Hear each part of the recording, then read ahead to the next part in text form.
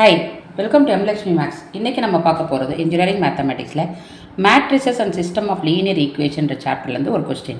Investigate for what values of lambda and mu the system of linear equation x plus 2y plus z equal to 7, x plus y plus lambda z equal to mu, x plus 3y minus 5z equal to 5 as subdivision 1 a unique solution, subdivision 2 infinite number of solution and subdivision 3 no solution. இதோட solution பார்ப்போமா? கொடுத்துருக்க 3 ஈக்குவேஷனை நான் எடுத்து எழுதியிருக்கேன். இந்த ஈக்குவேஷன்ஸ்லேருந்து நான் augmented matrix A bar B கண்டுபிடிக்க போகிறேன். எப்படி கண்டுபிடிக்க முடியும்?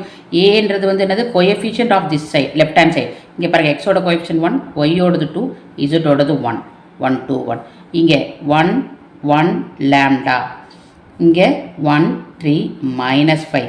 இதுதான் ஏவோடைய மேட்ரிக்ஸ். அதுக்கு அடுத்து எக்ஸ்ன்றது என்ன வரும்? எக்ஸ் ஒய் இசட்னு வரும். பின்றது 7 மியூ 5ன்னு வரும். இப்போ நம்ம ஏவையும் பியும் தான் கிளப் பண்ணுறோம். ஸோ நான் முதல் சொன்ன ஏவோட மேட்ரிக்ஸ் இங்கே இருக்குது, ஸ்லாஷ் இந்த பியோடது, அதாவது ரைட் ஹேண்ட் சைட் இருக்க 7 மியூ 5.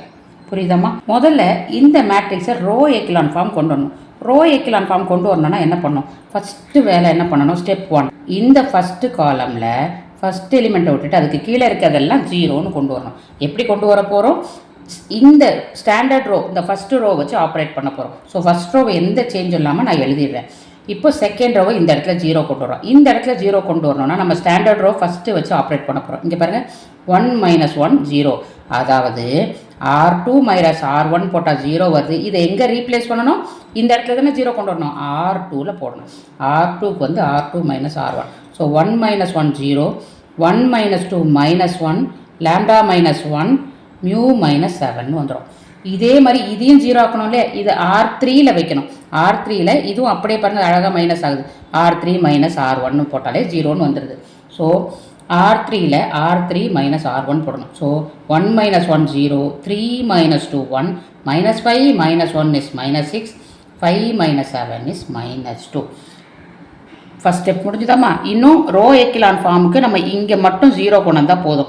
இங்கே 0 கொண்டு வரணும்னா நம்ம ஃபஸ்ட் ரோ வச்சு ஆப்ரேட் பண்ண முடியாது. ஏன்னா ஆப்ரேட் பண்ணால் இந்த 1 வச்சு ஆப்ரேட் பண்ணும்போது இந்த 0 கலைஞ்சிரும்.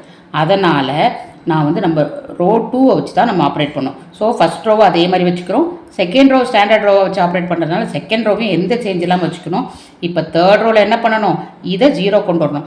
இதை செகண்ட் ரோ கூட போட்டு பார்த்தீங்கன்னா பாருங்கள், ஜஸ்ட் ஆட் பண்ணாலே 0. ஸோ R3ல் R3 + R2ன்னு போட்டாலே முடிஞ்சிடும். ஸோ இது ரெண்டும் 0, ஸோ 0. இதை ஆட் பண்ணால் 0. இங்கே இது ரெண்டையும் ஆட் பண்ணால் லாம்டா -1 -6 இஸ் லாம்டா -7. இந்த பக்கம் -2 + மியூ -7 வந்து மியூ -9ன்னு வந்துடும். இப்போ இது ஒரு row echelon form. Row echelon ஃபார்ம்னா இப்போ பாருங்கள், இது தானே டயக்னல் எலிமெண்ட்டு. இதுக்கு மேலே இருக்க இந்த 3 அப்பர் ட்ரையாங்குலர் மேட்ரிக்ஸ்னு சொல்லுவாங்க.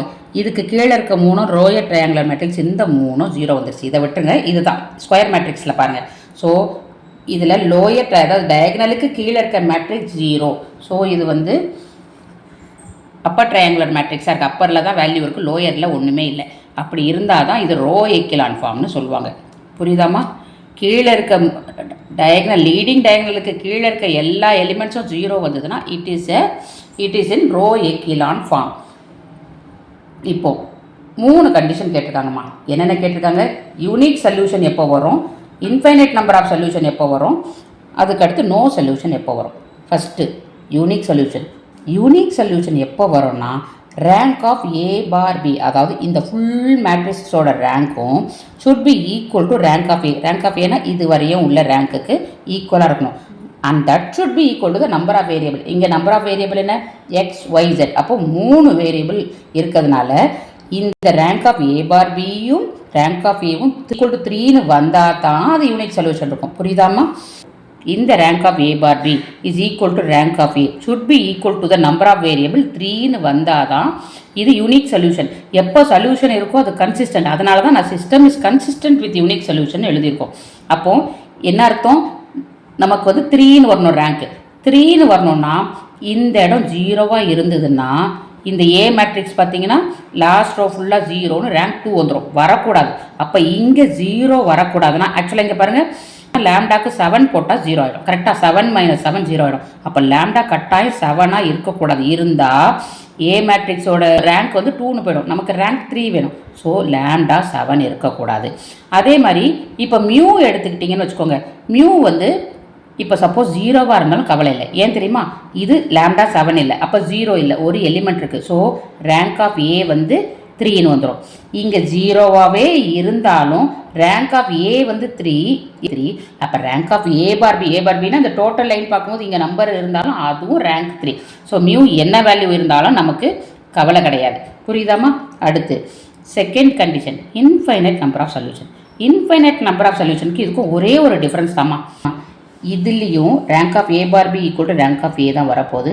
ஆனால் இது equal to total number of அந்த நம்பர் ஆஃப் வேரியபிள்ஸ் 3 வருது. இங்கே லெஸ் தென் 3 வந்தால் போதும். சப்போஸ் இங்கே 2 வரட்டும். அதாவது 3ன்றது நம்பர் ஆஃப் வேரியபிள்ஸ், அதை விட லெஸ் தென் 3 இருக்கணும். So rank of A bar B equal to rank of A should be less than 3 இருந்தால் அது இன்ஃபைனைட் நம்பர் ஆஃப் சொல்யூஷன். எப்போ சொல்யூஷன் இருக்கோ அது என்ன சொல்லணும்? The system is consistent with infinite number of solution எழுதணும். இப்போ இன்ஃபைனைட் நம்பர் வரணும்னா கட்டாயம் அட்லீஸ்ட் ஒரு ரேங்காவது குறைஞ்சிருக்கணும். அப்படின்னா என்ன அர்த்தம்? இப்போ இது ரேங்க் இது 0 ஆகிடுச்சுன்னு வச்சுக்கோங்க. ஏ வந்து ரேங்க் 2 ஆகிடும். கரெக்டாக? இது 0 ஆயிடுச்சுன்னா ஏ பார் பி ரேங்க் 2 ஆகிடும். இப்போ பாருங்கள், இப்போ ரேங்க் 2 ஆகணும்னா இது 0 ஆகணும். அப்போ லேம்டா 7 இருந்ததுன்னா இந்த ஏவோட ரேங்க்கு 2 ஆகிடும். ஸோ ஒரு ரேங்க் குறைஞ்சிருச்சு. ஸோ லேம்டா 7 ஆகணும். ஆனால் இப்போ இதையே பாருங்கள், ஏ பார் பிக்கு இங்கே 0 இருந்தாலும் ஏ பார் பிக்கு இங்கே வேல்யூ இருந்ததுன்னா அது 3ன்னு வந்துடும். அப்படி வரக்கூடாது. இதுக்கும் லெஸ் தென் 3 வரணும். அப்போ இதுவும் 0 ஆகணும். 0 ஆகணும்னா மியூவுக்கு 9 இருக்கும். 9 - 9 தான் 0 வரும். So lambda equal to 7 and mu equal to 9ன்னு வரணும்.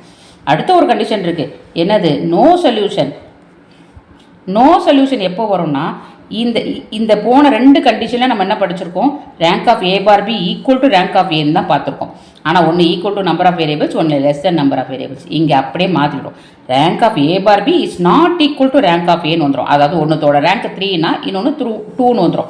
அப்போ த சிஸ்டம் இஸ் இன்கன்சிஸ்டன்ட். இவ்வளோ நேரம் சொல்யூஷன் இருக்குது, இன்ஃபினிட் நம்பர் யூனிக் சொல்யூஷன் இருக்கும்போது கன்சிஸ்டன்ட்னு சொன்னோம். எப்போ சொல்யூஷன் இல்லையோ அதை இன்கன்சிஸ்டன்ட் சொல்லுவோம். அப்போ வித் நோ சொல்யூஷன்.